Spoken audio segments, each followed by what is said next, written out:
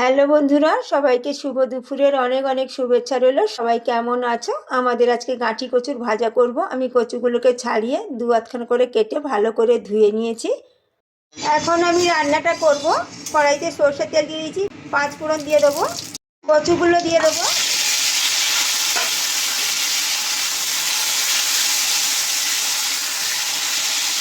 লবণ দিয়ে দেবো,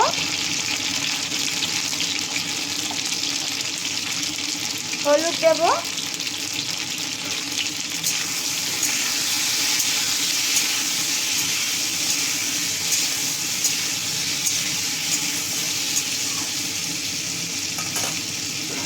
এখন আমি ঢাকা দিয়ে দেবো।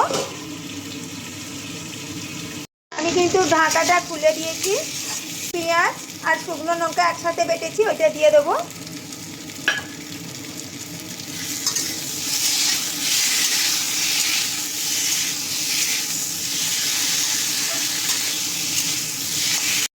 এখন অল্প করে সর্ষে বেটেছি, ওইটা দিয়ে দেবো।